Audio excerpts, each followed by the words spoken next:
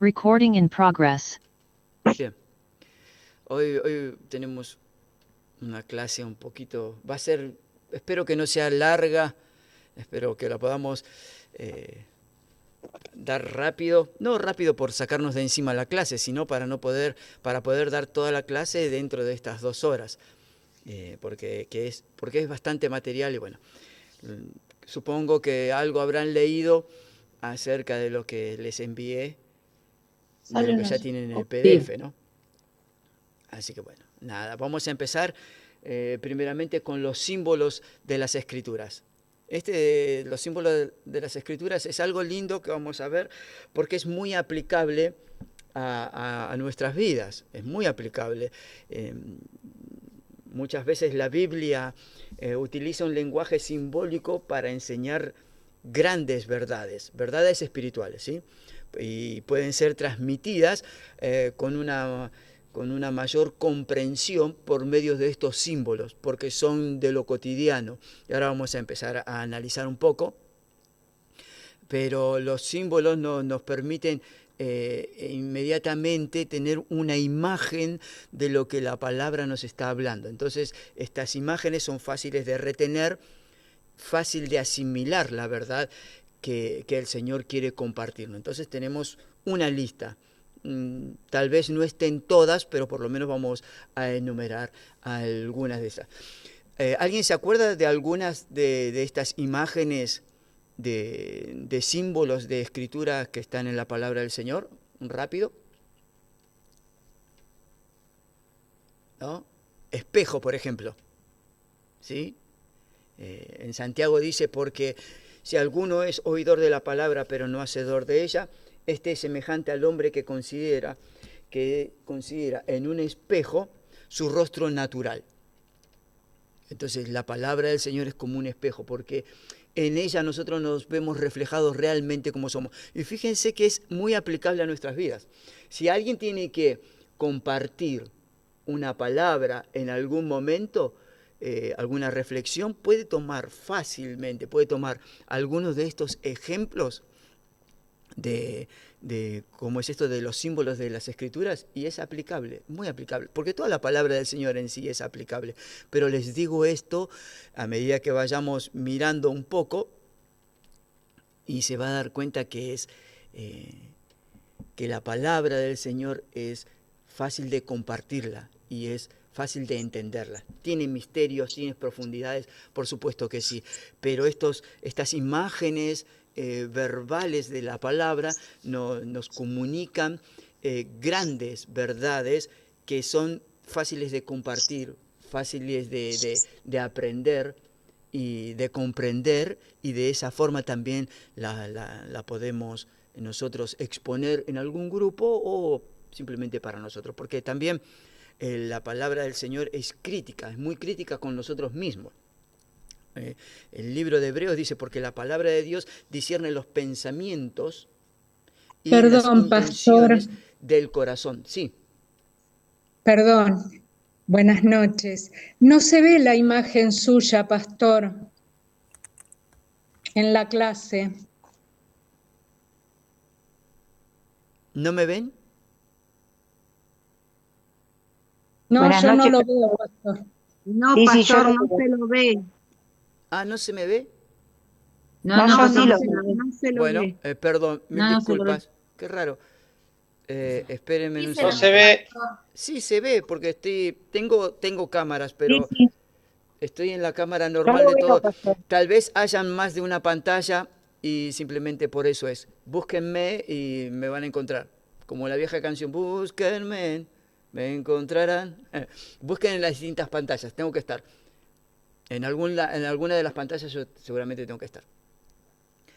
Bueno, les Lo decía que que la pasa que palabra... es porque hay varios micrófonos abiertos, me parece. Y cuando sale un sonido, sale la cara del Sí, usuario que tiene. es cierto lo que dice la hermana de Capilla del Señor. A veces cuando están abiertos los Apaguen los micrófonos, micrófonos. sí, silencien los micrófonos. A veces cuando están abiertos los micrófonos, el que habla o si hay un ruido, tengo que configurar esa parte del Zoom para que solamente... pero es medio complicado, porque solamente voy a aparecer yo cuando hablo y los demás que estén hablando no van a aparecer. Pero bueno, nada, simplemente eso, búsquenme que yo tengo que estar por ahí y traten de silenciar los micrófonos para no confundirse. Bueno, nada, creo que les decía que la palabra del Señor es un espejo y en ella nos tenemos que ver reflejados, en ella estamos reflejados. Si vamos a la palabra, bueno, la palabra de Dios nos va, discierne nuestros pensamientos, creo que ese era el último texto que les había leído, discierne nuestros pensamientos y las intenciones de nuestro corazón. Entonces, continuamente nos está examinando la palabra, continuamente nos hace ver la realidad en la cual estamos viviendo. De ahí a que nosotros le hagamos caso o seamos sensibles al Espíritu Santo de Dios es otra cosa, pero la palabra es crítica.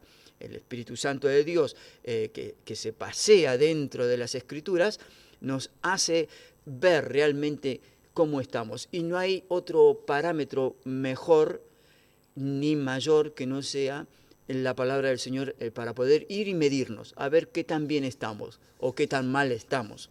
Entonces, la palabra del Señor es muy crítica, critica todo aquello, incluso lo que los demás no pueden ver, aún los pensamientos nuestros, las intenciones, es terrible. Porque yo puedo hacer muchas cosas, pero realmente el que discierne las intenciones de lo que estoy haciendo es Dios.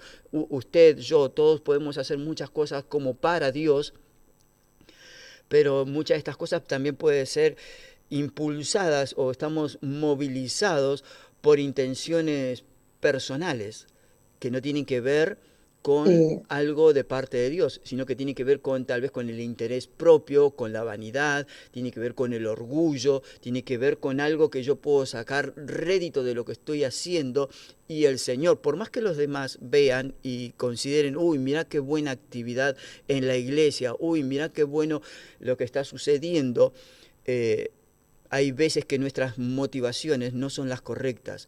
Los demás pueden ver todo que está muy lindo y es muy correcto, pero el Señor, el Espíritu Santo de Dios que se pasea en las Escrituras, nos discierne nuestros pensamientos y nuestras intenciones. Y Él sabe bien qué es lo que nos está motivando a hacer una u otra cosa como para el Señor. Por eso es que tenemos que tener cuidado. El Señor es un espejo y en Él nos vemos reflejados. No hay nada que le podamos ocultar. También la palabra del Señor es una semilla. ¿Por qué? Porque somos renacidos, no de simiente corruptible, dice la palabra del Señor, sino que nacemos por la palabra viva de nuestro Dios, por el soplo vivificante de Dios en nuestras vidas. Entonces somos una simiente. La palabra habla de una simiente no corruptible, sino que nacemos de Dios. Y permanecemos, mientras permanezcamos en Él, vamos a permanecer para siempre. La semilla es la palabra de Dios y este símbolo sugiere ese poder que está en ese soplo de Dios cuando uno le entrega su vida al Señor. El Señor viene, en la, nosotros profe, sí, cuando yo leía las páginas, justamente me salió esa duda que decía en una parte de la página 25, dice, tenemos también la palabra profética más segura, a la cual hacéis bien en estar atentos como una antorcha que alumbra en lugar oscuro. Los que ministran nunca están tan llenos del Espíritu como cuando están ministrando en pleno acuerdo con la enseñanza de la Biblia, la palabra de Dios claramente revelada. Y un hermano me explicó justamente lo que usted me dice, que porque yo no entendía esa parte de la copia, y acá dice, la palabra escrita inspirada por el Espíritu Santo es el tribunal de apelación. la Y un palabra, hermano que... sí, sí, la palabra, a ver, cuando ustedes tengan que compartir algo o tengan que charlar algo en un grupo, o sea varones, mujeres, niños, traten de ser lo más escritural posible, entonces no se van a equivocar, no se van a equivocar. Entonces no hay que, a veces tendemos continuamente a interpretar la palabra del Señor, a darle una aplicación, pero la palabra se interpreta a sí misma y si uno es literal en lo que está leyendo y en lo que está compartiendo, no se va a equivocar porque la palabra profética más segura es la que ya Buenas tenemos tardes, escritas. no se está escuchando. Ni viendo tampoco. Bueno, fíjense Si me No, yo pueden... tampoco lo estoy escuchando ni viendo. Ah, estamos... ¿Todos tienen el mismo problema? ¿Que no me escuchan? Y Nosotros sí lo no... escuchamos y lo vemos, Sí, pastor. nosotros sí. Búsquenme en las Yo distintas pantallas. también. Yo Creo que lo solo hay escucho, dos. pero no lo veo. Búsquenme en las distintas pantallas porque No, yo no lo hay... escucho. Yo no lo escucho y no lo veo. Búscame búsquenme en las distintas pantallas y hablar, estoy casi hablando a los gritos y me está marcando como que sí tengo sonido. Fíjense en sus móviles y si están bien configurados, tienen que correr las pantallitas y activar Sí, el audio ahora lo veo. y Ahora lo ahí veo. les va a aparecer. Bien. No sé por dónde íbamos. Bueno, la palabra del Señor es la palabra profética más segura que nosotros podemos tener, porque ella no se equivoca. No se equivoca y es perfecta en lo que dice, y tratemos de ser lo más escritural posible para nosotros no equivocarnos también a la hora de compartir o de enseñar algo. También es agua que purifica nuestras vidas. En Efesios 5:26 dice, para santificarla habiéndola purificado en el lavamiento del agua por la palabra. En sí, estas son figuras, ¿sí? Tenemos que entenderlo como símbolos. Estamos hablando de los símbolos de la palabra de Dios, y entonces está hablando de que es agua. La palabra nos purifica, porque está hablando de la purificación, y no hay otra forma de... Cuando uno...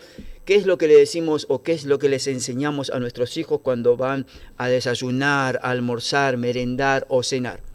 ¿Qué le decimos? Lávense las manos. ¿Por qué? Porque si es pequeño, anduvo en el suelo o estuvo jugando con juguetes y tiene las manos sucias, y si va a agarrar pan, esas manos sucias van a contaminar el pan y después lo van a ingerir. Bueno, la palabra del Señor es igual. Es el lugar donde nosotros podemos ir y limpiarnos. Ella nos limpia, ¿sí? No es que yo voy y yo me puedo limpiar. No, la palabra del Señor me limpia. Entonces, el Señor es quien nos amó y nos lavó de nuestros pecados con su sangre. Esto es lo que dice en el libro de Apocalipsis. Él nos amó tanto que por medio de su sacrificio, Él nos lavó y nos purificó. Entonces, la palabra del Señor es la que nos purifica. También, si no me equivoco, hay un texto, no me acuerdo bien, pero bueno, ¿recuerdan el tabernáculo de reunión, la tienda santa o el templo en Jerusalén? Entre un espacio, en la tienda santa, entre un espacio del adorador para poder entrar a adorar, ya sea en el lugar santo y aún más en el lugar santísimo, estaba el lavacro. El lavacro era como si fuera, vulgarmente diciendo, era como si fuera una fuente de agua donde el sacerdote se tenía que ir y lavar. Antes de ir y ministrar, él iba y se lavaba. Esto nos muestra, nos hace ver, no puedo silenciar, ahí está. Esto nos hace ver que antes nosotros de hacer cualquier cosa como para el Señor, tenemos que purificarnos, tenemos que lavarnos, tenemos que permitirle a la palabra del Señor que ella nos purifique, que ella lave nuestros pensamientos, que purifique nuestras expresiones, porque todos nosotros nos contaminamos continuamente, en el trabajo, en nuestro hogar, continuamente nuestra mente se desvía. Entonces nosotros tenemos que purificarnos, y de la única forma que nos podemos purificar es, por supuesto, ir en oración e ir a la palabra, porque la palabra es ese espejo que nos hace ver la realidad en la que estamos viviendo. La palabra del Señor es el lugar donde yo puedo involucrarme con lo que estoy leyendo y permitirle a la palabra que me pueda lavar. La palabra del Señor es lámpara, es una lámpara y es una luz que ilumina nuestros caminos. Lámpara es a mis pies tu palabra y lumbrera a mi camino. Esto está en el Salmo 119. Eso es la palabra. Entonces, tomamos estos símbolos, los cuales son simples de comprender, pero muy profundo.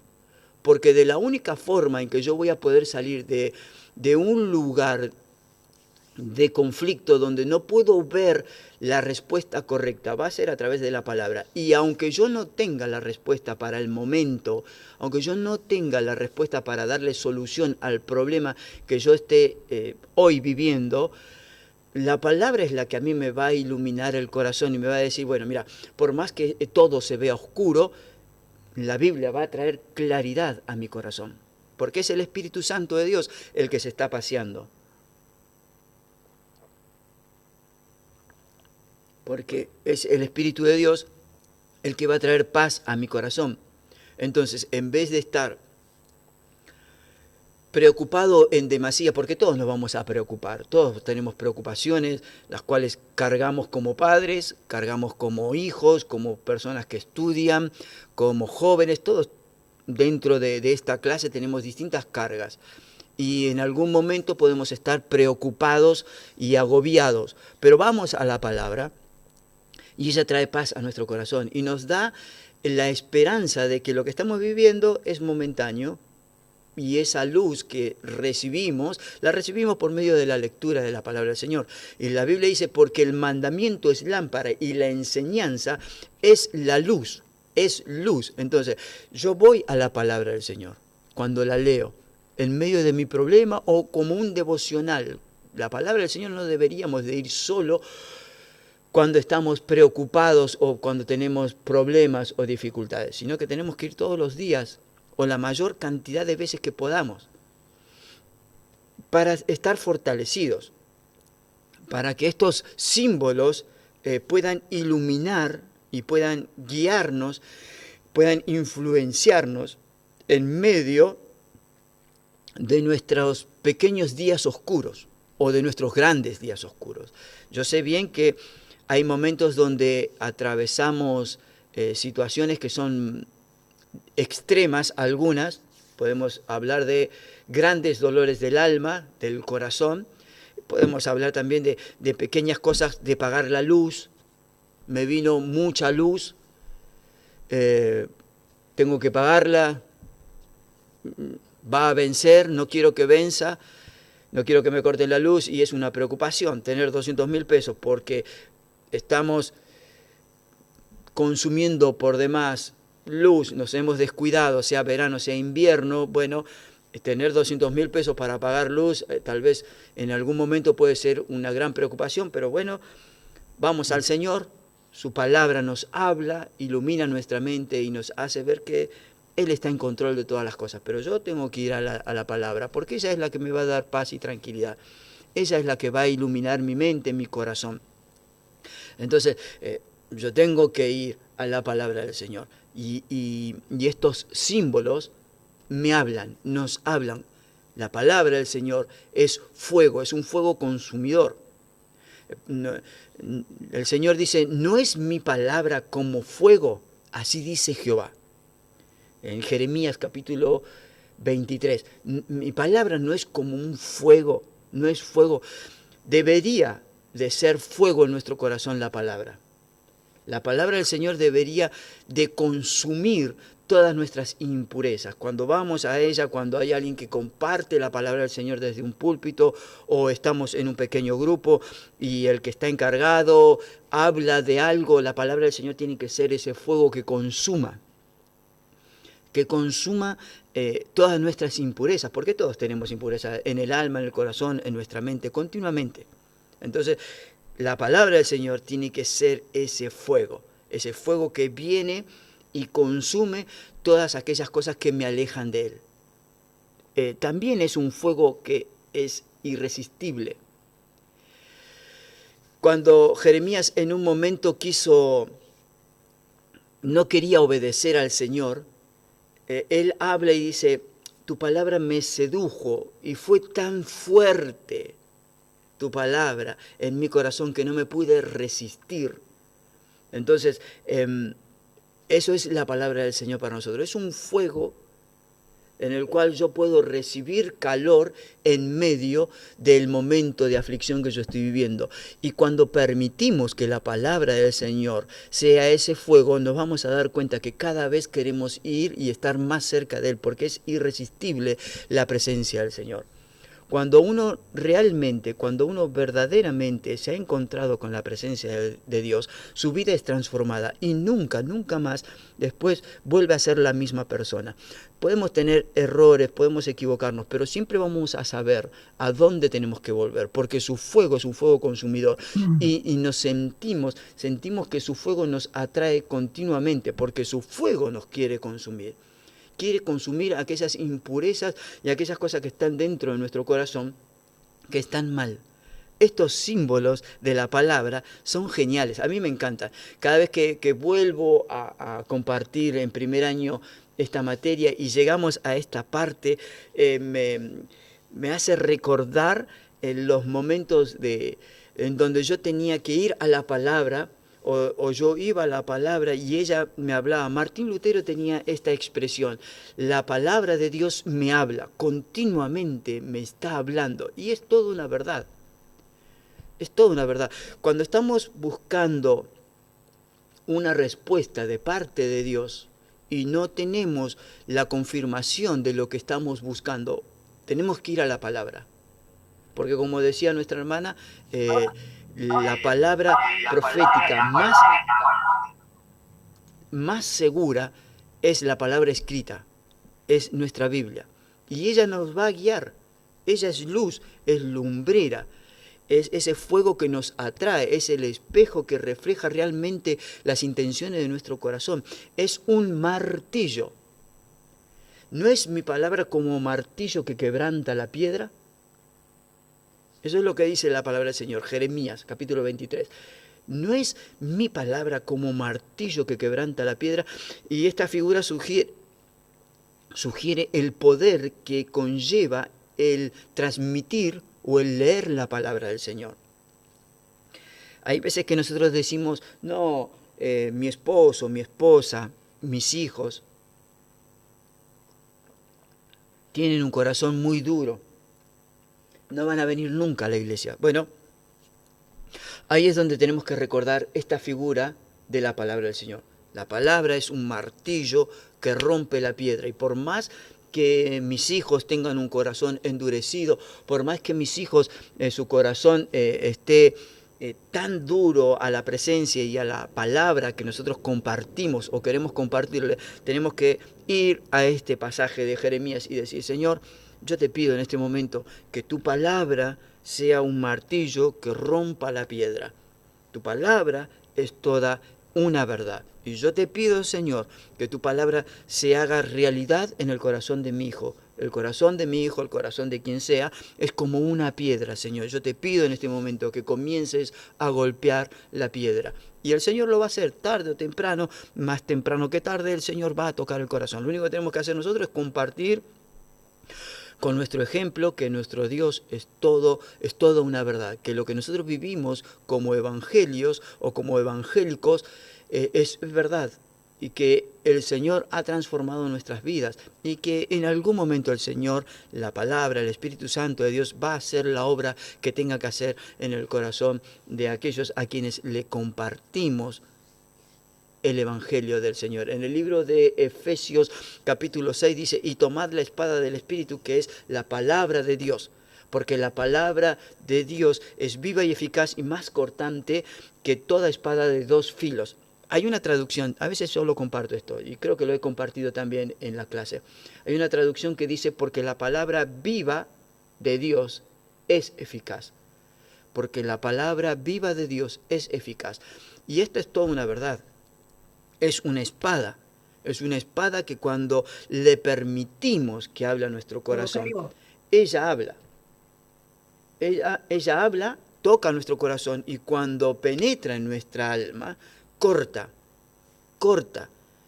las asperezas, corta mis malas expresiones, mis malos pensamientos, todo aquello que no tiene que ver con Dios. Cuando le permitimos a su palabra, que es una espada, que entra en nuestro corazón, a nuestro espíritu, bueno, ella se encarga de romper toda esa dureza de corazón, ella se encarga de reflejar realmente lo que somos, ella se encarga de purificarnos como agua, ella se encarga de iluminar nuestro camino, porque la palabra viva de Dios es totalmente eficaz en nuestro corazón si le permitimos a ella poder hablarnos, poder ejecutar el bien que Dios tiene para cada uno de nosotros. La palabra del Señor es comida para nosotros.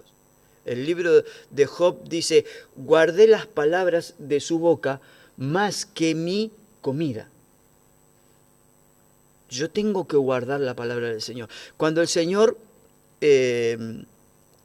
fue llevado por el Espíritu al desierto y Satanás venía y lo tentaba continuamente, y Satanás, ¿qué es lo que hacía? Decía medias verdades, no decía mentiras, totalmente una mentira completa, sino que tomaba la palabra del Señor, buscaba dar vuelta al sentido de las Escrituras y le preguntaba al Señor, ¿por qué no convertís las piedras en pan? Y el Señor inmediatamente, porque estaba ayunando, ya hacía días y días ayunando, Él le decía, no solo de pan vivirá el hombre, sino de toda palabra que sale de la boca del Señor. La palabra del Señor es comida para nosotros, es comida. Yo me fortalezco, usted se fortalece, todos vamos creciendo, no solo en el conocimiento de las Escrituras, sino que también vamos creciendo en nuestra parte espiritual. ¿Por qué? Porque la palabra es la que refuerza nuestra vida espiritual. La palabra es la que nos fortalece nuestros músculos, fortalece nuestra alma, nuestro espíritu, fortalece estos pequeños ladrillos que vamos agregando dentro de nuestra edificación, de nuestra propia casa, de mi vida, y el Señor es el que me alimenta. De acuerdo con las cosas que yo permita y entrar en mi corazón, es lo que voy a estar bien alimentado o voy a estar desnutrido. Si solamente alimento mi mente, mi alma, mi corazón, mi espíritu con el noticiero, bueno, eso es lo que va a estar dentro de mi corazón. Si yo permito que la palabra de Dios me alimente a mí más que lo que yo no digo que uno tenga que estar desinformado, pero si solamente estamos 5 horas frente al televisor escuchando noticiero, bueno, eso es lo que nos va a estar ministrando, eso es lo que está entrando en nuestro corazón. Sin embargo, si ponemos el audio de la Biblia y escuchamos 5 horas del audio de la Biblia, eso va a estar alimentando mi corazón y mi alma. De acuerdo a con lo que yo me esté alimentando, va a ser la capacidad que yo tenga de desarrollo o del poder desarrollarme bien en el Señor. La palabra del Señor es comida. La palabra del Señor también dice que es leche. Desead como niños recién nacidos la leche espiritual no adulterada, para que por ella crezcáis. Es como nuestros niños. Es muy importante la lactancia del niño cuando nace, porque ahí están todo lo que el niño necesita, todos los nutrientes que el niño necesita, está en esa provisión que puede darle su madre. Y nosotros, es lo mismo para nosotros. Yo tengo que nutrirme de la palabra del Señor, porque es ella la que me va a mí alimentar espiritualmente con algo que no está adulterado, con algo que no está contaminado, sino que es puro. La palabra del Señor es pura, no tiene impurezas, y nunca me va a hacer mal. Usted puede estar 10 horas, una exageración, voy a decir 40 minutos leyendo la palabra del Señor y nunca le va a hacer mal.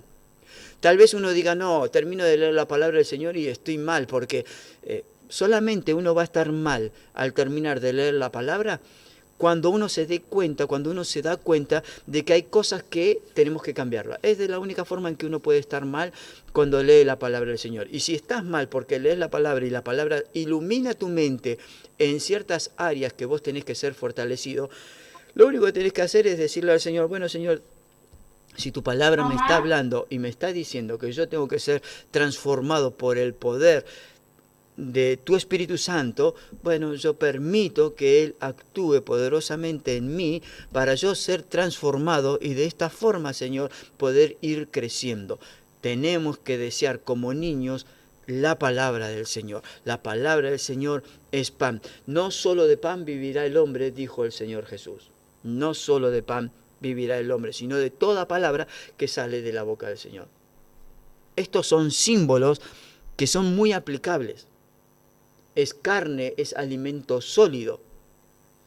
Y el apóstol, o bueno, el escritor del libro de Hebreos, decía, porque debiendo ya ser maestro, después de tanto tiempo, tenéis necesidad de que se vuelva a enseñar cosas simples de la palabra. Y esto pasa en todas las iglesias, que tenemos gente que viene muchos años, pero tiene un crecimiento muy plano, muy lineal, porque no permite, hay dos formas de poder salir o de poder crecer en el conocimiento de la palabra del Señor. Una es leyéndola y tener un corazón humilde para poder ir a ella y aprender. Y la otra es, con un corazón humilde, ir y aprender de ella y también estar, por ejemplo, en este caso, en el ITC.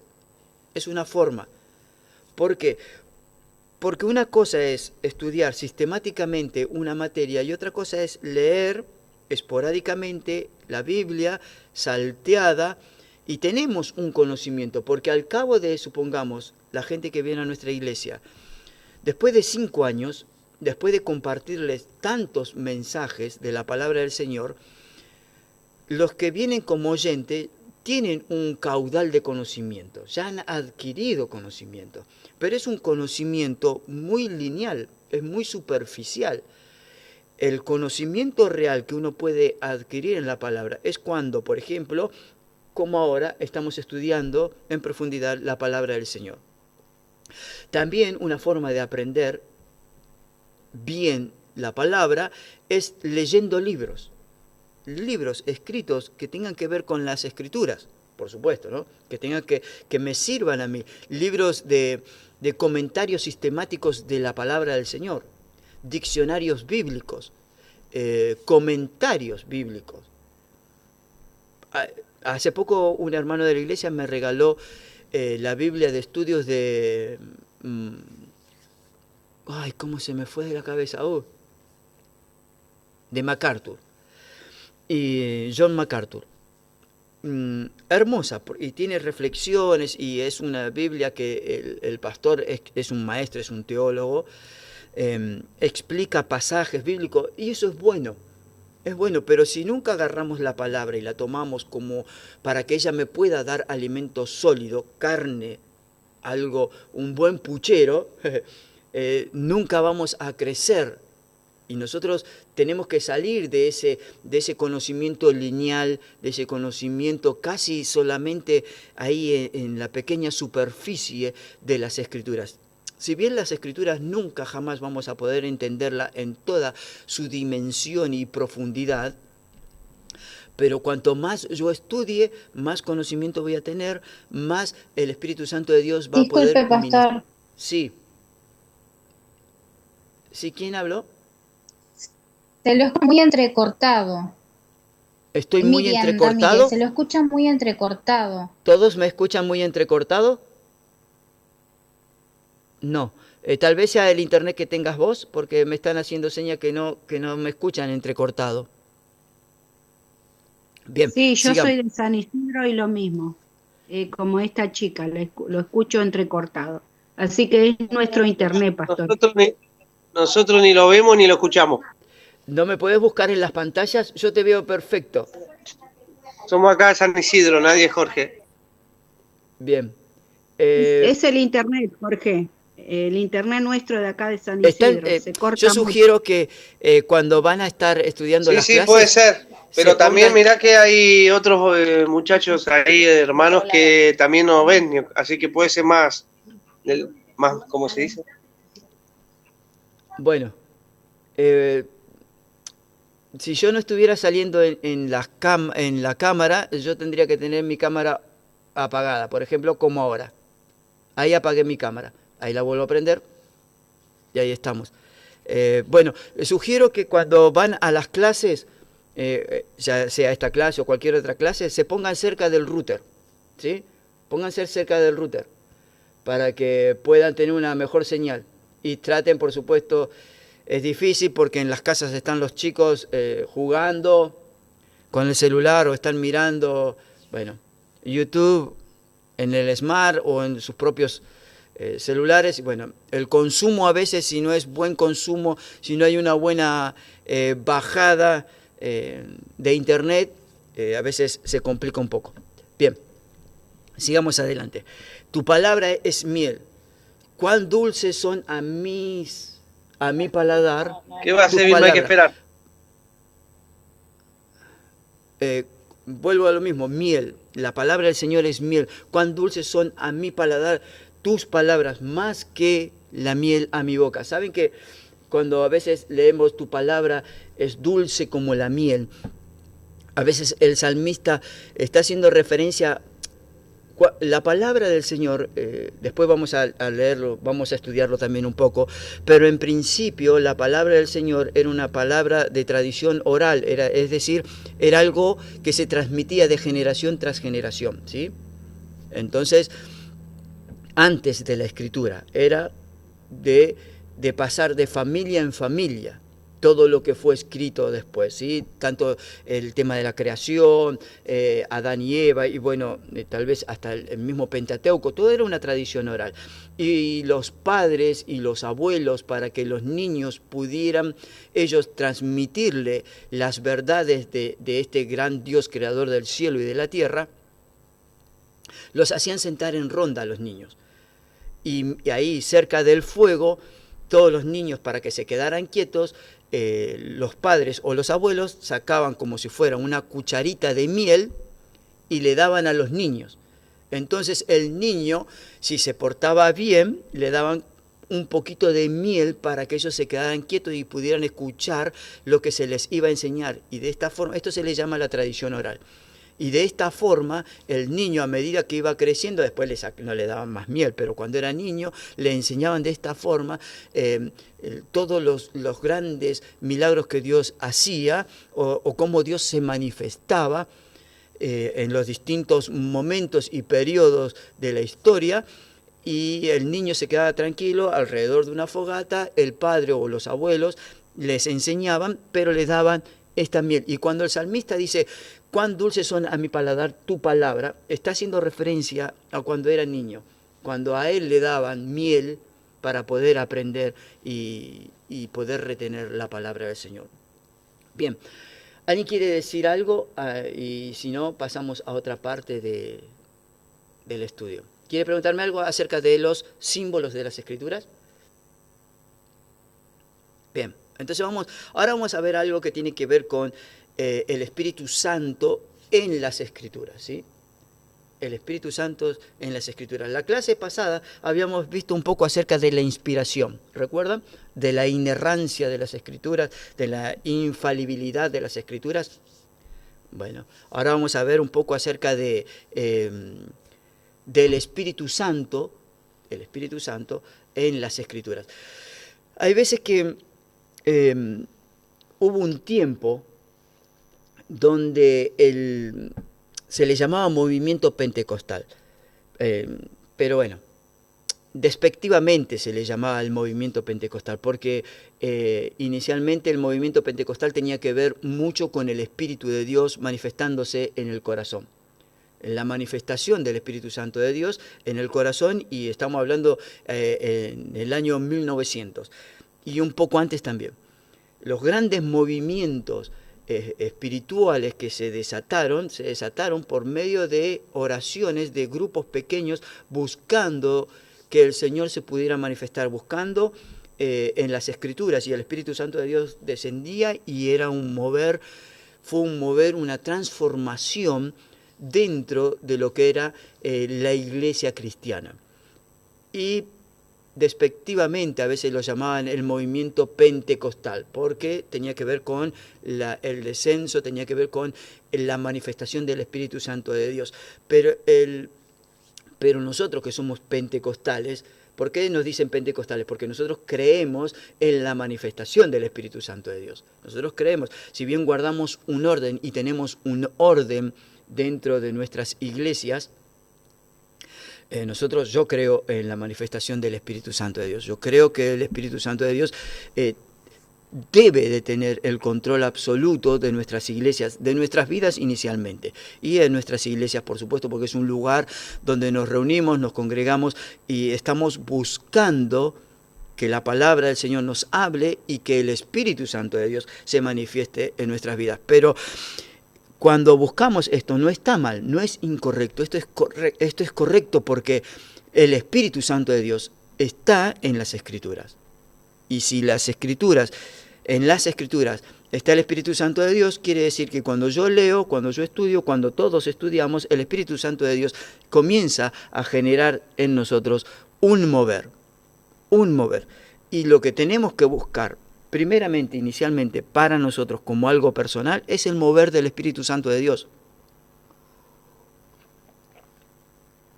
No hay otra forma de poder tener una transformación profunda en nuestras vidas si no es por medio del obrar del Espíritu Santo de Dios. Uno puede tener una vida, por así decirlo, normal, sin...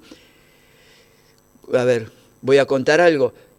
Cuando era chico yo me justificaba y decía que yo era distinto porque, bueno, yo no fumaba, yo no insultaba, yo no tenía una vida correcta, medianamente correcta, entonces me justificaba con ciertas cosas que yo no hacía y creía que esto era suficiente. Cuando el Espíritu Santo de Dios vino a mi vida, me di cuenta que no era solo suficiente con el no decir, el no hacer algo, y eso ya estaba suficiente como para justificarme delante del Señor y estar como apagar la bronca con mi propia alma y espíritu que me estaban llamando la atención. Yo me justificaba diciendo yo esto no hago, lo demás sí, yo no lo hago, y bueno, pero cuando el Espíritu Santo de Dios realmente viene a nuestras vidas, el Espíritu muestra, nos hace ver el error en el que estamos, y eso es lo bueno. Cada uno de nosotros individualmente y en nuestras iglesias, aún en esta clase, tiene que permitirle al Señor, al Espíritu de Dios, hablarle, porque el Espíritu Santo de Dios habla. El libro de Samuel dice, el Espíritu de Jehová ha hablado por mí. Y acá vemos, podemos leer que cuando Samuel está hablando en el capítulo 23 de Samuel, segundo libro de Samuel, dice, el Espíritu de Jehová ha hablado por mí.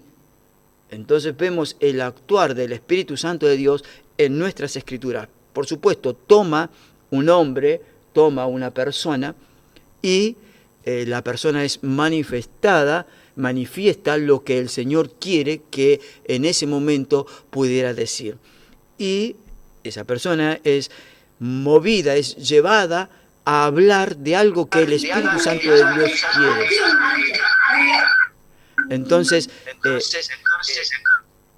Entonces el Espíritu Santo de Dios se mueve y es una evidencia de que es el Espíritu el que llevó al escritor o a aquel que estaba siendo inspirado por él para que transmitiera esta verdad. Yo derramaré mi espíritu sobre vosotros y os haré saber mis palabras. Esto dijo el libro Isaías, en el libro de Isaías, en el capítulo 40. La hierba se seca y la flor se marchita porque el viento o el Espíritu de Jehová sopló en ella. Bueno, ahora, sécase la hierba, marchítese la flor, mas la palabra de nuestro Dios permanece para siempre. La palabra del Señor, ¿por qué es que permanece para siempre? ¿Por qué hay una coherencia entre el primer libro de nuestra Biblia y el último libro de nuestra Biblia? Porque es el mismo autor. El Espíritu Santo de Dios usó personas para poder escribir lo que Él quería transmitir, pero el autor de la Biblia es uno solo, y es por eso que no se contradice ni en el libro de Génesis, como tampoco se va a contradecir en el libro de Apocalipsis. Y a lo largo de toda la línea que va uniendo un libro con otro, no hay contradicción alguna, porque la palabra de Dios permanece para siempre, porque es toda ella una verdad. Esta es la palabra de Jehová. no con ejército ni con espada, sino con mi espíritu, ha dicho el Señor. Y ahí vemos una vez más que el Señor actuó y actúa en las Escrituras por medio de su Espíritu Santo. Y tenemos una evidencia más, un texto más, en el cual nos habla que las Escrituras fueron inspiradas por Él. Fueron inspiradas por Él. Y si fue inspirada por Él, no contiene errores. Nunca va a contener error. Es infalible en todo lo que ella explica. En todo lo que ella explica, en todo lo que ella habla, la Biblia no contiene error. Les agradezco a todos los que tienen sus cámaras prendidas. Sé bien que hay algunas personas que no pueden tener no pueden tener su cámara prendida porque están enfermas o tal vez estén en los trabajos, pero como protocolo del ITC piden que tengamos las cámaras prendidas. Entonces, no importa el fondo. Uno dice a veces, no puedo prender la cámara porque mirá el fondo de mi casa. Yo ahora estoy en la iglesia, por ejemplo. Yo estoy en mi iglesia, porque hay silencio, porque en casa, los que les decía hace un rato, hay mucho consumo de datos de internet. Por más que tengo una buena red, hay mucho consumo y a veces se me tilda. Entonces prefiero venir a la iglesia, que no hay nadie, que nadie está consumiendo en internet, y paso estas 2 horas acá en silencio total. Y puedo disfrutar de estar solo primero y también de la comodidad de poder usar el internet. Pero nosotros, la palabra del Señor es viva y eficaz, y el Espíritu Santo de Dios que se pasea en medio de las Escrituras es la que ha inspirado a los santos hombres de Dios, y es por eso que no va a tener error, nunca va a contener ningún tipo de error. El libro de Mateo dice, erráis ignorando las Escrituras y el poder de Dios. Y hay veces que nosotros erramos, tomamos decisiones que no son correctas porque no vamos a las Escrituras, porque no le permitimos al Espíritu Santo de Dios hablarnos a nosotros. Yo he cometido errores tomando decisiones creyendo que era lo correcto sin ir previamente a la oración, sin ir previamente a las Escrituras. Y me equivoqué, y cuando me equivoqué me di cuenta y dije, bueno, Señor, te pido disculpas por esto, vuelvo atrás, me tenés que hablar, tenés que ser más clara tu respuesta a esta mi pregunta.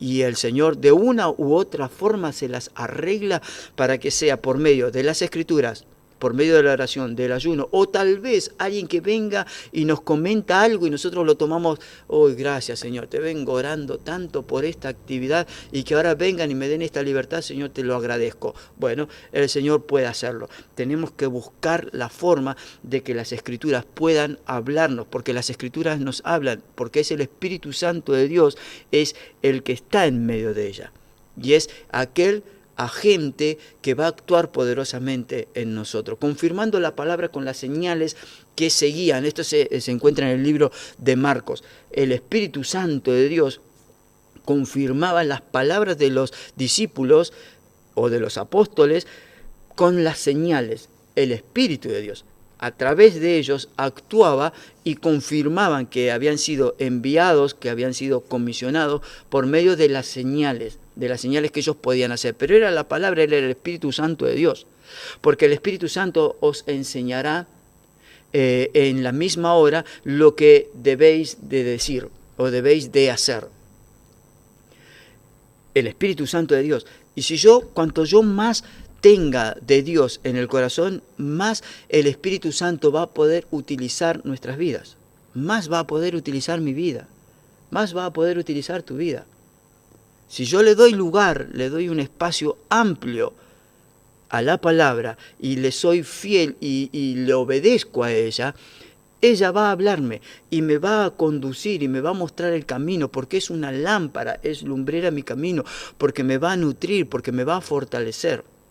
Para la obediencia de los gentiles, dice el libro de Romanos, con la palabra y con las obras con potencia de señales y prodigios en el poder del Espíritu Santo de Dios. Y Pablo estaba hablando de que era el poder del Espíritu Santo de Dios actuando por medio de lo que ellos hacían, pero actuaba poderosamente el Espíritu Santo de Dios y dejaron los registros de este actuar del Espíritu Santo de Dios, y nos llega a nosotros, y nosotros podemos agarrar el libro de Romanos Y lo podemos leer el libro de Hechos y nos damos cuenta, wow, qué poder fluía a través de los discípulos del Señor. Pero es el mismo Espíritu de aquel entonces que actúa y que puede actuar poderosamente en nosotros. Puede actuar en milagros o a veces creemos que solamente Dios puede actuar o el Espíritu Santo de Dios se puede manifestar de una forma milagrosa así, de algo, Dios lo puede hacer. Dios puede hacer un milagro creativo, genial, magnífico. Dios lo puede hacer, pero también una vida transformada por el Espíritu Santo de Dios es un gran milagro. A veces no apreciamos las transformaciones del corazón de aquellos que se acercan a nuestras iglesias. Porque creemos que los milagros simplemente tienen que ver con un milagro de sanidad, pero de sanidad física. Pero hay veces que la sanidad que el Espíritu Santo de Dios trae es sobre el alma, sanando el corazón de hombres, mujeres, de niños, de jóvenes, y eso es un milagro de Dios. El psicólogo no lo puede hacer, ningún medicamento puede traer paz y alivio al alma y a la mente. Sin embargo, el obrar del Espíritu Santo de Dios, que está en la iglesia, que está en la palabra que estamos compartiendo, ese Espíritu Santo hace la transformación, y es un gran milagro, el cual se efectúa en nuestro cuerpo, en nuestra mente, en aquellos que están actuando. Y es el mismo Espíritu Santo que actuaba antes en los discípulos y en los apóstoles, que ahora también quiere actuar en nosotros. La palabra de Dios es poderosa y todos nosotros tenemos que aceptar la palabra. Tenemos que aceptar la palabra que se nos entrega, porque toda la palabra de Dios es toda una verdad. Y aunque bueno, quiero también aclarar esto, porque a veces se genera un pequeño desorden en las iglesias. Y la palabra del Señor, la palabra misma, también me manda a mí a juzgarlo todo. No a juzgar el comportamiento de aquellos que vienen por primera vez a nuestra iglesia. No juzgar para condenar a aquel que viene, que recién le está entregando el corazón a Cristo y viene tal vez con olor a alcohol, a licor, que viene con olor a pucho. Nosotros no estamos para juzgar y condenar ese tipo de cosas, pero sí estamos para juzgar la palabra que se nos entrega. Es decir, no voy a juzgar, no voy a estar con un lápiz examinando todo lo que el pastor me está enseñando a través de la palabra, pero sí yo tengo que ser prudente, yo tengo que juzgar lo que voy a compartir con otros, tengo que permitirle a la palabra del Señor, tengo que permitirle al Espíritu Santo de Dios que mire mi corazón, que sea ese espejo dentro mío, para que lo que yo esté reflejando y lo que yo esté compartiendo con los demás sea lo justo, sea lo correcto, para que los demás lo puedan aceptar bien.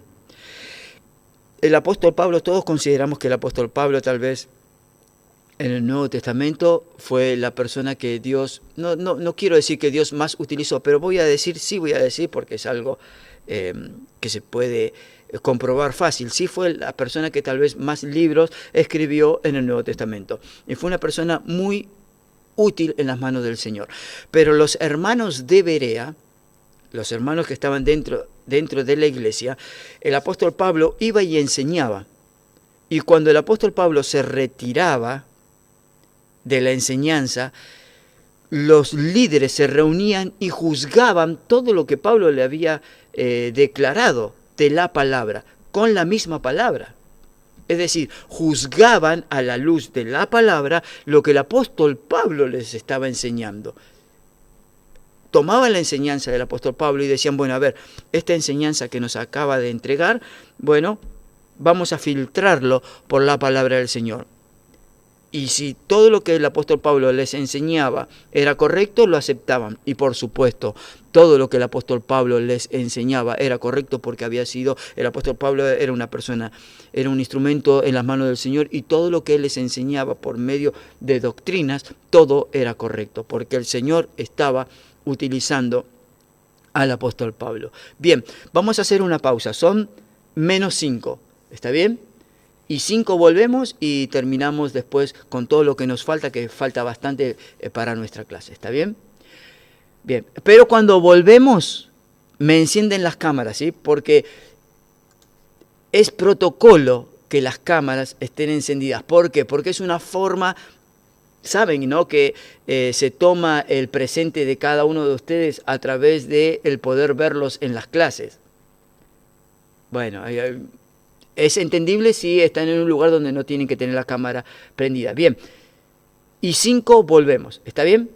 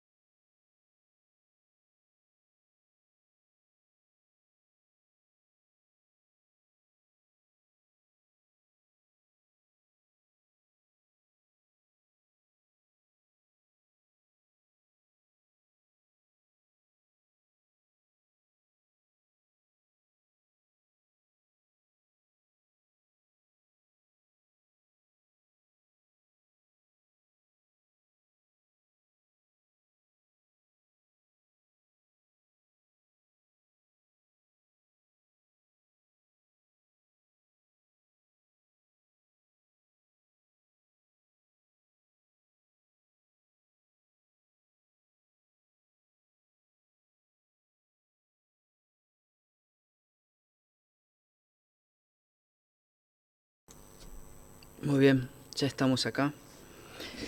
Otra vez en clases, en la clase.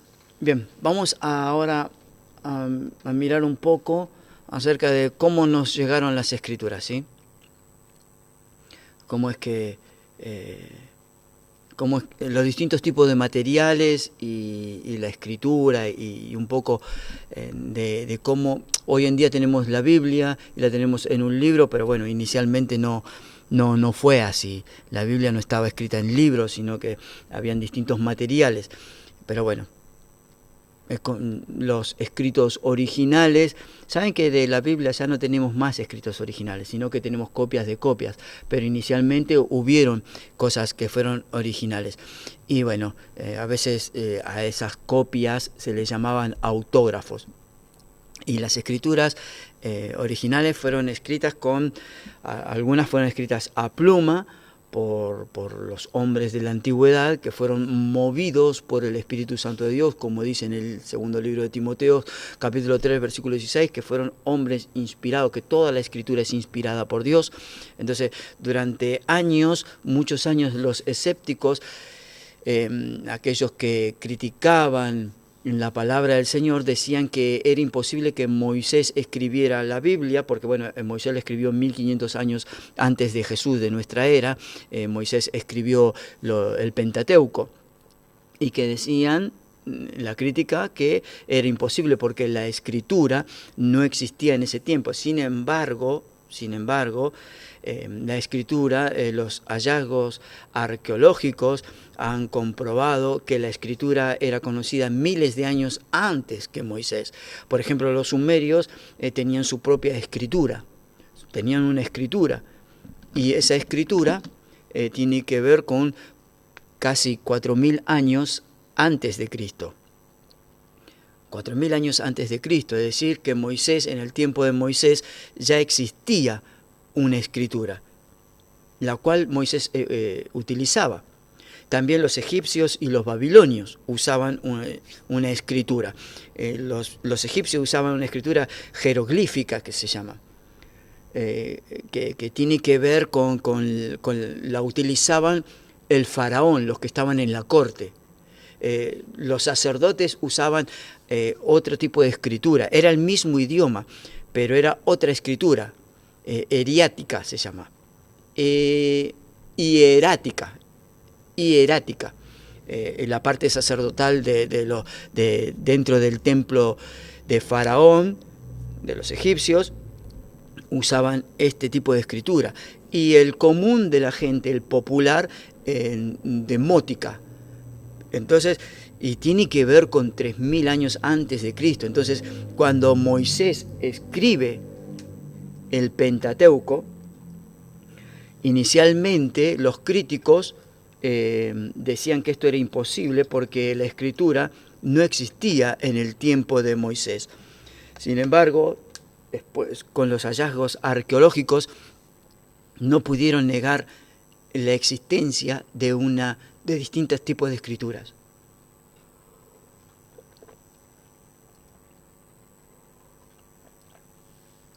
Bueno, hubieron distintos tipos de materiales antiguos para la escritura. La piedra fue uno de los que se utilizaba. La piedra se utilizaba, por ejemplo, los sumerios, 3200 años antes de Cristo, utilizaban algo que se le llama pictogramas. Y los pictogramas tienen que ver con imágenes, son figuras, que después llegó a hacerse un alfabeto. Pero bueno, inicialmente la escritura era por medio de símbolos. Los babilonios tenían su propia escritura. Sí. En geografía estábamos viendo que había escritura cuneiforme, ¿puede ser? Sí. De los asirios y babilónicos, me parece, no me quiero equivocar. Sí. Que estaba 5000 antes de Cristo, ¿puede ser? Algo así. 4000 años antes de Cristo. 4000. 4000 años antes de Cristo, sí. Sí, pero sí es correcto eso. Pero antes, estamos hablando de muchos años atrás, donde todavía no se habían encontrado estas tablillas o estas piedras con grabaciones. no se podía constatar que existía la escritura. Sin embargo, a medida que iban apareciendo estas piedras que fueron grabados con pictogramas, la escritura cuneiforme tiene que ver también con la parte del imperio, tenía que ver con la parte de la realeza, ya sea de los babilonios, de los egipcios, y después los sumerios también tenían su propia escritura, que tenía que ver con el jeroglífico también. Pero bueno, en Egipto, por ejemplo, en el año 170 a.C., después en nuestra era se encontró algo que se le llamó la piedra de Rosetta, y en esa piedra de Rosetta tenía estas tres tipos de escrituras, tanto la jeroglífica, la hierática y la demótica. Todo decía lo mismo, pero en estos tres tipos de escritura que tenían los egipcios. Entonces quiere decir que miles de años antes ya la escritura existía, y hoy en día esto da veracidad a lo escrito por Moisés, pero no solo da veracidad por lo que hemos hallado, por los hallazgos arqueológicos. Nosotros, por más que hayan o no hallazgos arqueológicos, le damos veracidad porque consideramos que es el Espíritu Santo de Dios el que inspiró a Moisés y después, a hacer una compilación de libros, y creemos que es el Espíritu Santo de Dios, y no importa si hay algún tipo de hallazgo arqueológico, nosotros creemos en la palabra de Dios. Los hallazgos simplemente afirman algo que ya es toda una verdad. La Biblia es toda una verdad. Y los hallazgos arqueológicos simplemente confirman lo que nosotros creemos que es la verdad, la palabra de Dios. Dios le dio a Moisés los 10 mandamientos escritos sobre tablas de piedras. Sobre tablas de piedra. Después Moisés se enojó, las rompió, y el Señor le dijo, bueno, ahora la vas a tener que escribir vos. Pero las primeras tablas las escribió Dios sobre piedra, sobre piedra. Entonces, otro de los ejemplos hallado como algo arqueológico tiene que ver con la piedra moabita, que tiene que ver con 800 o 900 años antes de Cristo. También en los pasillos, en los túneles que había construido Ezequiel cerca de los estanques de Siloé, hay unas grabaciones, unas inscripciones, que datan de 700 años antes de Cristo, sobre piedra. También había otro material que era la arcilla, el material que predominaba en aquel entonces en Asiria y en Babilonia era la arcilla, que tenía que ver como pequeñas tablitas impresas, grabadas con símbolos. Esta impresión, estos símbolos se le llaman cuneiforme. No me acuerdo qué hermana estaba hablando acerca del imperio sirio, pero bueno, en Asiria estas tablillas estaban grabadas con estos símbolos que se les llamó cuneiforme. Y luego estas arcillas eran horneadas, pasaban al horno, se grababan, se ablandaban, se grababan, se dejaban secar, y de esa forma tenían esta forma de escritura. Se dejaba secar al sol, ¿sí? Y miles de estas tablas han sido descubiertas después por los arqueólogos a lo largo de cientos de años, y nos llegan a nosotros y confirman que Moisés tenía una forma de escritura. Confirman lo que nosotros ya aceptamos que es toda una verdad. La madera también fue una forma de grabar, de sellar las palabras o letras o formas de escrituras. La madera fue muy utilizada, muy útil para poder dejar, o nos dejaron los antiguos, la parte de la verdad de Dios escrita sobre madera. Algunos creen que, ¿vieron cuando Isaías dice, escribe la visión en tablas? Creo que está en el libro de Isaías capítulo 31 o capítulo 30, por ahí anda, que dice, escribe igual que la visión de Habacuc, escribe la visión en tablas. Cuando está hablando en tablas, está hablando de esto, de madera. hablando de madera. O sea, la escritura nos llega a nosotros, nos llega en tablas, nos llega en arcilla, nos llega a nosotros en madera, en piedras, en cuero también. En cuero también nos llega la escritura, las sagradas escrituras. Grababan, tenían ciertos elementos, ciertos utensilios para poder grabar el cuero. Golpeaban y dejaban unas marquitas y dejaban letras y se escribían, y a veces estos escritos, estos rollos tenían hasta 30 metros porque podían pegar el cuero uno con el otro, usaban un sistema de prensa, de pegamento, entonces algunos rollos tenían 30, 32 metros de longitud.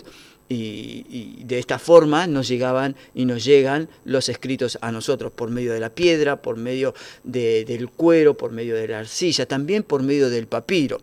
Es casi seguro que el Nuevo Testamento fue escrito sobre papiro, ya que era el material que de escritura más importante, era lo que predominaba en aquel entonces, era el papiro. El papiro se hace cortando tiras muy finitas o delgadas de caña.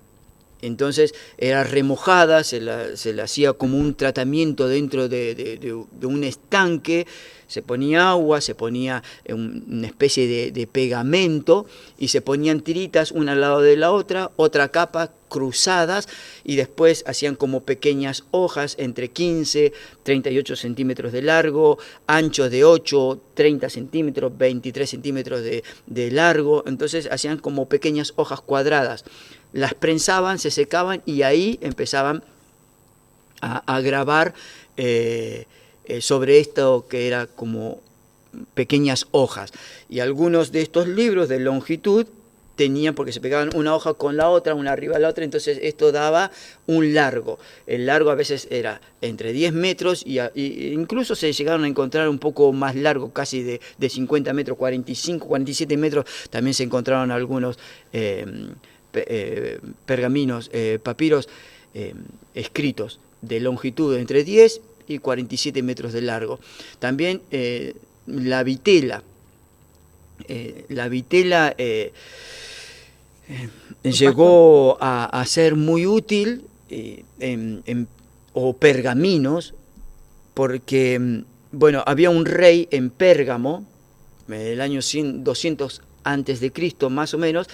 Él quería seguir escribiendo, quería escribir y utilizar los materiales que tenía, pero bueno, el rey de Egipto le prohibió el abastecimiento del papiro, entonces él tuvo que utilizar otro material, y el material, por eso que se llama pergamino, porque empezó a usar materiales que él tenía, y entonces ya llegó a utilizar algo que originalmente la vitela era hecha de pieles y después de terneros, y bueno, en Pérgamo se empezó a usar pieles de cabra, de ovejas, y esta era una forma también que se vio obligado a poder utilizarla, ya que el suministro se le había cortado.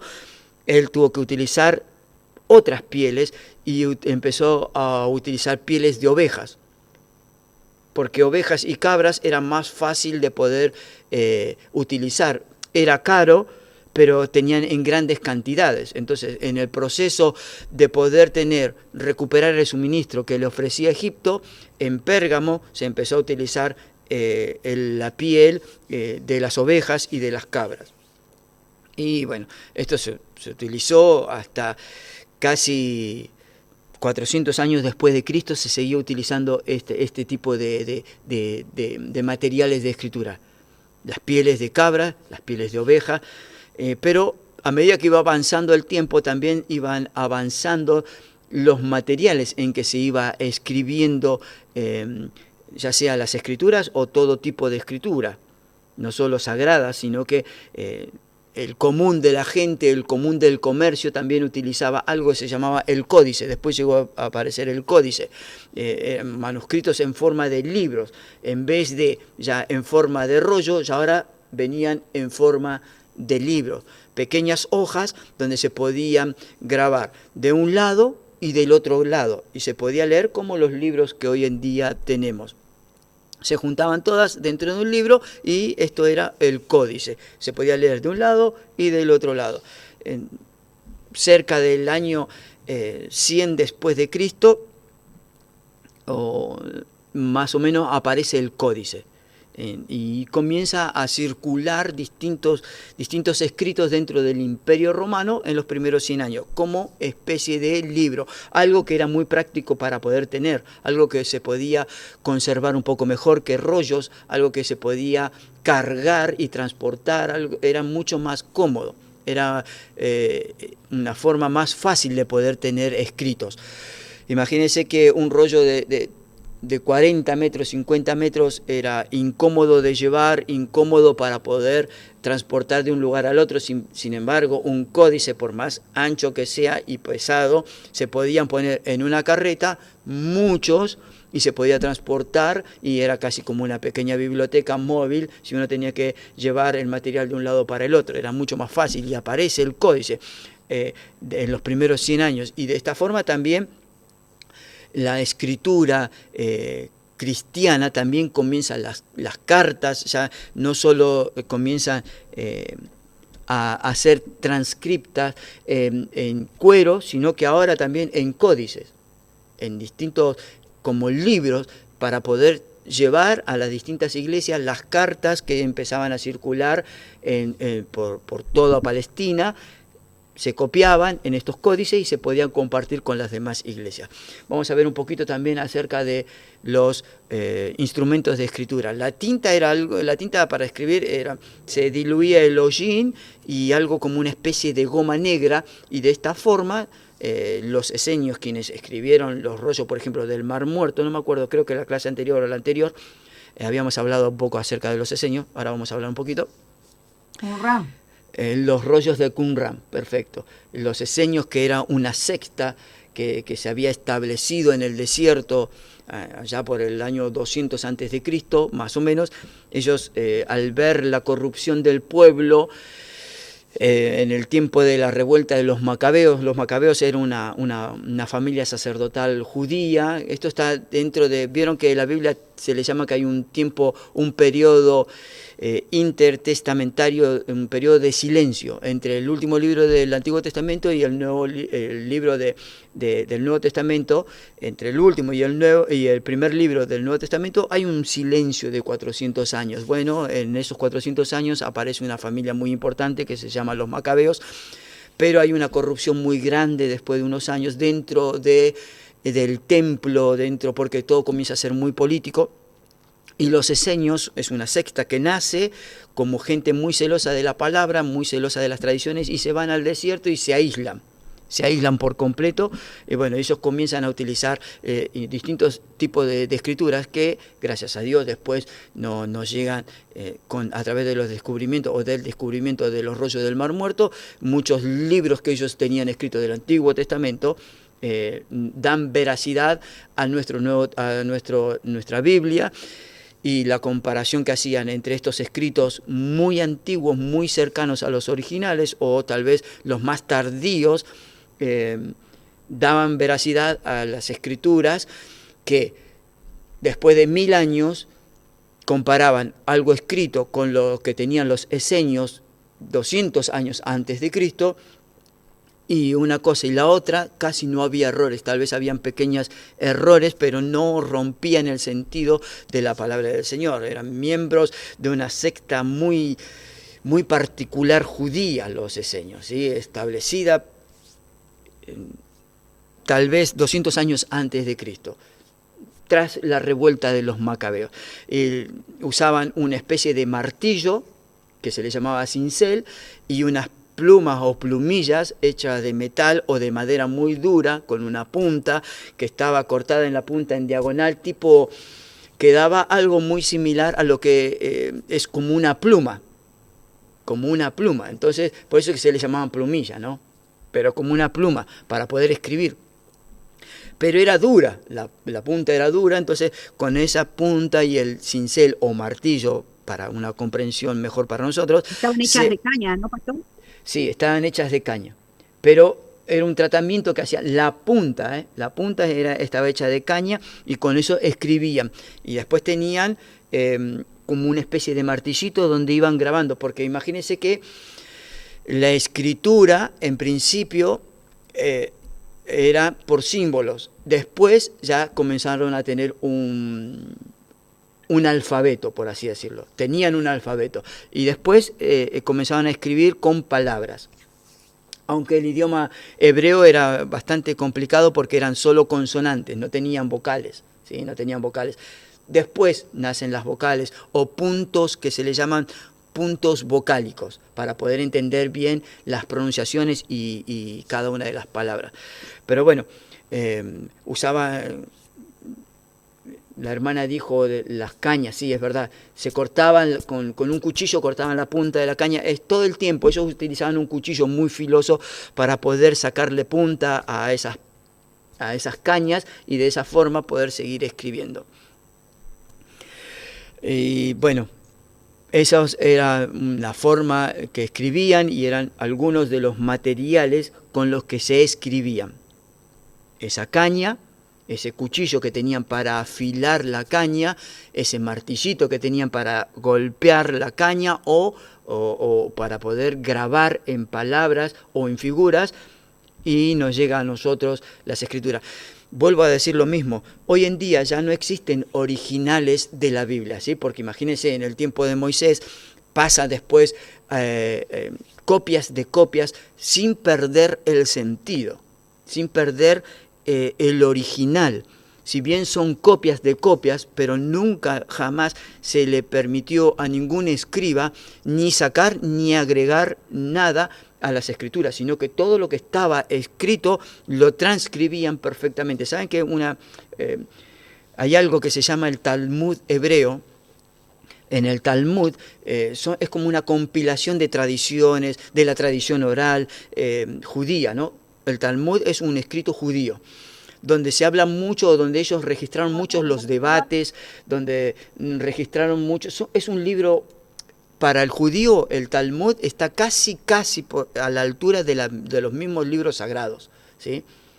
Está por debajo de los libros sagrados, pero ellos le dan muchísima importancia porque tiene cientos de años esos escritos, que tienen que ver con los debates de los rabinos, que tienen que ver con las costumbres, con leyes. Bueno, entre las costumbres y las leyes, para que podamos entender el valor que ellos le daban y con la seriedad que ellos hacían las cosas. Cada vez que escribían algo y tomaban esta plumilla y tomaban este cincel, el cuchillo con que ellos cortaban la punta, lo purificaban. Es decir, llevaba un tratamiento de purificación el cuchillo.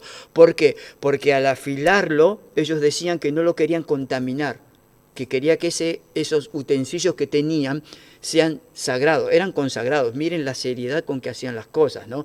Que lavaban continuamente el cuchillo con que le sacaban punta para no contaminarlo. Y esto era como un ritual. E incluso ellos tenían rituales del lavamiento, del lavado, dentro de ese aislamiento que ellos tenían en el desierto, tenían baños. Ellos se bañaban muchas veces durante el día para poder purificarse, porque para ellos la purificación era muy importante, el mantenerse puros delante de Dios, y ellos tomaban del Talmud la tradición oral que decía que uno se tenía que purificar, y la forma de ellos que tenía para purificarse era rompiendo el sentido real de la palabra. La palabra habla de que tenemos que purificarnos, la palabra nos purifica a nosotros. Ellos se purificaban por medio de la palabra, pero también en una acción de bañarse. Y esto era un proceso, todo el tiempo se bañaban, todo el tiempo se purificaban, pero era algo sagrado para ellos. Lo hacían de esta forma, con la seriedad de personas de estar consagradas a Dios. Por supuesto, no es correcto aislarse del mundo para mantenerse santo. Lo que nosotros consideramos es, yo tengo que ser santo, meterme en el mundo para que con mi santidad yo poder contagiar a otros. Ellos hicieron todo lo contrario. Si bien la corrupción en el pueblo de Israel, en el reino del sur, la parte donde estaban el reino de Israel, el norte, el reino de Judá, el sur, si bien ya ha llegado a un grado de corrupción muy, muy grande, y ya estamos hablando 200 años antes de Cristo, tenemos que hablar ya del imperio griego, que ya estaban helenizando todas las culturas, e Israel, el reino de Judá, también fue muy influenciado, y esta secta de los esenios se aislaron porque ellos querían mantener la tradición y las costumbres sagradas muy herméticamente. Se aislaron. Error, pero gracias a ese error, el Señor utilizó ese error y conservaron libros que constan y constatan que todo lo escrito es correcto. Imagínense que los escritos de los esenios o los del Mar Muerto, lo de Qumran, se descubrió en el año 1945, si no me equivoco. Accidentalmente lo descubrió un beduino, alguien que cuidaba ovejas, queriendo entrar a una cueva. Entró, tiró una piedra para espantar a los animales, y por si había algún animal dentro que pudiera lastimarlo, lastimar sus ovejas, tiró una piedra para ahuyentarlo. Escuchó un ruido raro, le pareció que algo se había roto, entró, buscó, él ni sabía lo que estaba encontrando, las cosas que estaba encontrando, que encontraba rollos, así como lo encontró, lo llevó, lo vendió, le dieron plata. Él ignoraba el valor de lo que estaba encontrando. Con los años llegaron a manos de personas muy importantes, y estas personas dijeron, ¿de dónde sacaron estos escritos? De tal lado. Fueron y empezaron a escarbar, y bueno, encontraron muchísimos rollos, y tal vez es el descubrimiento más grande, arqueológicamente hablando, en este último siglo. Porque tenemos que ver que son 200 años antes de nuestra era, es decir, antes de Cristo. Y los escritos, hay libros de Isaías casi por completos conservados en cuero. Y esto tapó muchas bocas que venían a decir que la Biblia contenía errores, que la Biblia era simplemente libro de fábulas, que alguien lo escribió, y estos descubrimientos demostraron que había una escritura, y que esa escritura se respetó, y que lo que decía en su original, y si bien los esenios tenían copias, pero eran copias muy fieles, muy cercanas a los originales. Entonces, demostraban que era toda una verdad, y tal vez es el descubrimiento no que avala lo que la palabra del Señor dice. No quiero decir que la Biblia es toda una verdad por los hallazgos arqueológicos, pero simplemente hasta las piedras, dice la palabra del Señor, hablarán, y las piedras hablan. Vamos a los idiomas que son importantes, y fueron 3: el hebreo, el arameo y el griego. ¿Está bien? El hebreo, el arameo y el griego. El hebreo es el idioma oficial hoy en día en Israel, ¿sí? Aunque es muy distinto al idioma hebreo que se hablaba en el tiempo de Moisés, en el tiempo de Jesús. Bueno, en el tiempo de Jesús se hablaba mucho el arameo, pero casi los 39 libros del Antiguo Testamento fueron escritos casi en su totalidad en hebreo. Entonces, algunas partes fueron escritas en arameo, pero muy pocas, pero casi todo el libro fue escrito en el hebreo. El hebreo, bueno, en el hebreo, no quiero entrar en detalle porque tampoco después va a entrar dentro del examen y no los quiero confundir, pero era en hebreo, ¿sí? El Antiguo Testamento se escribió en hebreo y parte en arameo. Entonces, el idioma semita, o los semitas fueron conocidos, o ellos tenían el idioma hebreo. Semitas porque vienen de Sem, ¿sí? Porque son los descendientes de Sem. El arameo, algunos cristianos en las vecindades o en los lugares de Siria, por ejemplo, hablaban arameo. Y ahí el arameo fue después el idioma en que habló nuestro Señor Jesús. Uno cree que el Señor Jesús hablaba hebreo, pero el idioma que hablaban en el tiempo de Jesús era el arameo, más que el hebreo. El hebreo pasó a ser más casi como el idioma sacerdotal, pero el arameo era un idioma emparentado muy similar al hebreo. Se convirtió en el idioma común en Palestina. en Palestina, ¿sí? Después del cautiverio, allá alrededor del año 500 a.C. más o menos, cuando ellos vuelven en las distintas expediciones, tanto con Esdras, con Nehemías, ellos ya vuelven con este idioma. ¿Por qué? Porque ellos habían sido llevados cautivos a Siria, y en Siria se hablaba el arameo, y todos los que descienden, todos los que vienen del cautiverio, vienen con ese idioma. Vienen hablando el hebreo, que es muy parecido, tiene un parentesco con el arameo, pero todos, después de haber vivido 70 años en ese lugar de cautiverio, cuando descienden a Jerusalén, cuando vienen a la parte sur del país, ellos vienen hablando arameo. Vienen hablando arameo. Bien, entonces tenemos el hebreo y el arameo. El griego es el idioma bastante diferente, pero el griego era el idioma que también se hablaba en el Nuevo Testamento, pero era un idioma que se utiliza, era como un idioma universal, ¿sí? Era el idioma universal. ¿Por qué? Vuelvo a lo mismo, por el imperio griego. El imperio griego, cuando ellos conquistaron el mundo de aquel entonces conocido, la filosofía que ellos tenían era de implementar en el lugar donde iban, helenizaban. ¿Qué significaba helenizar? Toda la cultura griega ellos la trataban de imponer en los distintos lugares que conquistaban. Y una de las cosas que sí o sí ellos imponían era el idioma. Y estamos hablando 200 años antes de Cristo. Para el tiempo del Señor Jesús, es como el inglés de hoy en día. Todo el mundo debería de saber, o la parte comercial se habla en inglés. Bueno, la parte comercial del tiempo del Señor Jesús se hablaba en griego. Todo el mundo hablaba griego. En Palestina se hablaba griego y arameo. El Señor Jesús hablaba en arameo. ¿Conocía el griego? Claro que sí. ¿Los discípulos del Señor conocían el griego? Claro que sí. ¿Qué es lo que facilitó? Por eso es que Dios siempre está en control de todas las cosas, y Dios tenía propósito con todo. Con todo. Lo que facilitó para el Evangelio el que hubiera un idioma universal es algo extraordinario, y es algo planificado por nuestro Dios. Planificado por nuestro Dios. Todos los distintos imperios, hay algo que Dios tiene por encima de todo, y es una voluntad. Tiene una voluntad escrita, la cual nosotros podemos conocerla a través de las Escrituras. Tiene una voluntad permisiva, que Él permite que ciertas cosas sucedan, no porque a Él les gusten, sino porque simplemente Él deja que la maldad del hombre avance, y es esa voluntad permisiva que Él permite que ciertas cosas. Y hay otra voluntad que es absoluta de Dios, ¿sí? Y dentro de esa voluntad que Dios permitió que ciertas cosas sucedieran, permitió que hubiera un gran imperio llamado el Imperio Griego. Trajo el idioma al Imperio Griego. Permitió nuestro Dios que haya un gran imperio, que era el Imperio Romano.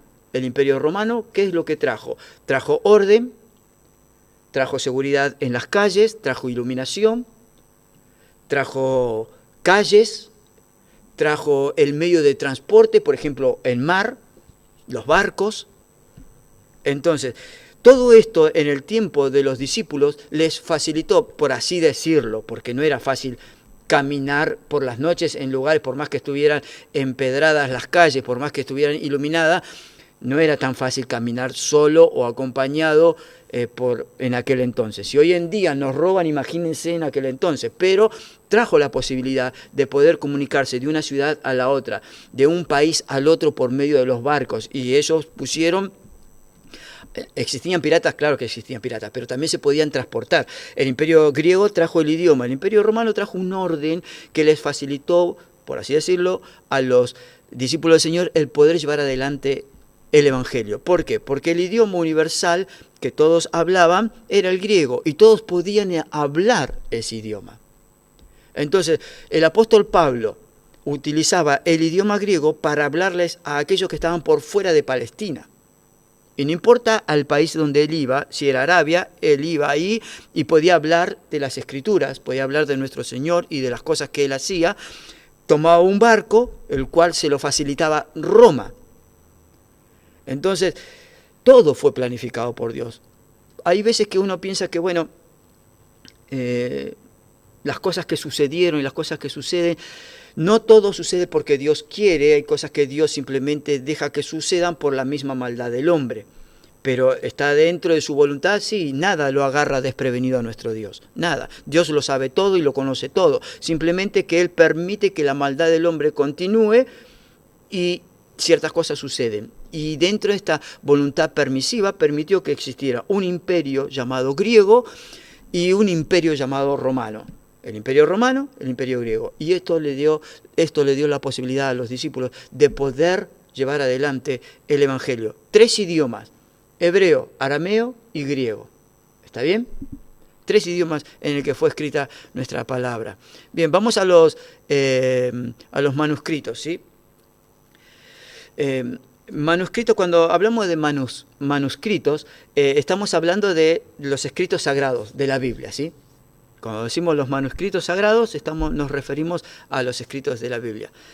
Pero bueno, estos manuscritos después, cuando llega el tiempo de la imprenta, en el año 1455, habían muchos manuscritos en posesión de los eruditos, ¿sí? Y cada uno estaba... estos libros, que fueron después puestos a disposición para poder imprimirlos, ya estaban organizados. Y del Antiguo Testamento, de acuerdo a la compilación, mire, hoy estaba leyendo un poco acerca de... Nosotros tenemos muchos escritos sagrados, muchos escritos acerca de la palabra del Señor, ¿sí? Entre los años 100 y que se escribió el Nuevo Testamento, y los años 1500 años antes de Cristo y el año 100 después de Cristo, que es donde vivieron los discípulos del Señor, o hasta el último discípulo, tenemos miles y miles de escritos. Pero para darle veracidad a los escritos sagrados, por lo menos tienen que haber más de 20 escritos que estén afirmando lo que uno de los escritos sagrados, o algo de lo que nosotros le llamamos escrito sagrado, un libro, una carta de Pablo sea sagrada. Nosotros la consideramos sagrados, pero para darle veracidad a ese escrito, como norma, o una de las normas que se utilizaban y que se utilizan, era que hayan por lo menos 20 escritos, 25 escritos de una misma carta, para decir, bueno, esta carta es verdad, es veraz, porque hay otras 25 cartas que se han escrito y hablan de lo mismo y en nada varían estas 25. Nosotros tenemos miles de escritos tenemos que hablan y le dan veracidad a la carta de Pablo, a los evangelios, al libro de historia, o sea, al libro de Hechos, a las cartas personales o a las cartas generales de la iglesia, miles y miles. Y aún así a veces se toman el tiempo de decir que muchos de estos escritos no son sagrados, que simplemente es una locura que alguien escribió. Cierto es que no existen los originales, no existen una copia original, pero hay copias que nosotros tenemos, o versiones de las copias que están muy cercanas a los originales. Entonces, los escritos se clasifican en 2 grandes ramas. Los escritos, los manuscritos, ¿sí? Entonces, los manuscritos se separan o están divididos en 2 clases. Una es unciales y la otra es cursivas, ¿sí? Los manuscritos están separados en 2 clases, unciales y cursivos. Unciales unciales es porque están en el latín, ¿sí?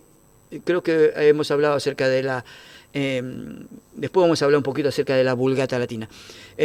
Unciales, ¿por qué son unciales? Porque fueron escritos en grandes letras mayúsculas. Esto sí va a estar en el examen. ¿Cuáles son los libros unciales? Les voy a dar opciones. Los libros unciales son aquellos que se escribieron con grandes letras mayúsculas. Esos son los unciales. ¿Cuáles son los cursivos? Cursivos son aquellos que se han escrito a mano y a cursiva. ¿Está bien? Estas son las 2 divisiones que están en los manuscritos, unciales y cursivos. Uno fueron escritos los unciales en letras grandes y mayúsculas. Los otros, los cursivos, fueron escritos en cursiva o bien se les llama a mano. ¿Está bien? Bien. Bueno. Profesor, le hago una pregunta, porque en la copia también aparecen los leccionarios. Sí. Y acá en el título dice, los clasificamos en 4 grupos. Usted en la prueba nos toma en 2 grupos. Sí, solo estos 2 grupos. Estos 2 grupos los voy a tomar. Bien. Ahora, muchos de los escritos, nosotros tenemos muchos escritos, pero muchos de los escritos, hubo un emperador, Diocleciano se llama él, o se llamaba, perdón, allá por el año 300, que de todos los unciales que se escribieron, que habían muchos, él los mandó a quemar. Él los mandó a quemar. Y nace a través de este mover, de este tiempo de quemar unciales, de quemar los libros sagrados, nace la necesidad de la Iglesia de poder decir, bueno, a ver, si nos detienen, ¿por qué libros tenemos que morir? ¿Por qué libros no tenemos que morir? ¿Qué libros son sagrados y qué libros no? Porque en aquel entonces, imagínense en el año 300 después de Cristo, había muchos escritos que circulaban en las iglesias. Muchos escritos que eran sagrados, que entraron y que eran parte del canon, y muchos otros escritos que tenían que ver con comentarios acerca de los libros sagrados, que traían luz, como hoy en día nosotros tenemos comentarios sistemáticos de la Biblia. En aquel entonces también habían escritos comentarios de la Biblia, que eran importantes, que traían luz a la mente para poder entender bien qué es lo que quiso decir el apóstol Pablo cuando estaba hablando acerca de que no hay otra forma de perdonar los pecados si no era con un derramamiento de sangre. ¿Qué significaba? Bueno, ellos aclaraban porque estaban muy cercanos a los escritos originales. Nace la necesidad de poder decir, bueno, a ver, ¿por qué escritos morimos y por qué escritos no morimos? ¿Estos comentarios son sagrados o no son sagrados? ¿Estos libros, las cartas, son sagradas? Bueno, y la Iglesia tuvo la necesidad de entrar en concilios. Terminamos acá por hoy. La semana que viene vamos a continuar con todo lo que nos falta de hoy, que tiene que ver un poco con las versiones de la Biblia, con la alta crítica, con la crítica menor. Vamos a ver también comparar textos antiguos un poco. Vamos a hablar acerca de las versiones, de las evidencias de los textos bíblicos. Vamos a hablar un poco acerca de los padres de la Iglesia. Ustedes más adelante después van a tener historia de la Iglesia. Y ahí van a hablar y van a ver un poco acerca de los distintos padres. Se les llamaban padres porque eran maestros, ¿sí? Maestros de la Iglesia. Por eso que se les llamaban padres, porque eran maestros, aquellos que estudiaban. Y bueno, vamos a ver a San Agustín. Yo voy a pasar muy por encima, porque no es la materia, pero sí voy a hablar de San Agustín, de Jerónimo, de Eusebio. Voy a hablar poquito de Orígenes, padres, maestros de la palabra de Dios que fueron muy importantes. Vamos a volver a hablar un poco acerca de los papiros, del Mar Muerto, del Imperio Romano. Bueno, vamos a hablar un poco de todo la semana que viene, pero también vamos a terminar toda la parte que nos falta del libro. Terminamos, creo que esta era la página 35, me parece. Estamos terminando la página 35. Yo tengo otro libro que es distinto al de ustedes. Hicimos página 29, creo. Que lo último que dio ahora es página 29. Sí, tenemos desde ahí hasta el final del libro, ¿está bien? Con las distintas versiones que vinieron tanto del inglés, después las traducciones de las Biblias. La semana que viene tenemos nuestra última clase, ¿está bien? Trataremos de hacer un repaso general de todo. La semana que viene doy la clase que me falta, que es la última clase, y hacemos, si nos sobra tiempo, voy a tratar de correr un poco, para que podamos repasar todas las clases, un poquito de cada clase, lo más importante, porque después, al jueves siguiente, nos encontramos solo para poder hacer el examen. Nos reunimos previamente, charlamos algo, hacemos un repaso, hacen el examen y nos despedimos. Me despido de ustedes, ¿está bien? Bien, perfecto. Que el Señor los bendiga grandemente.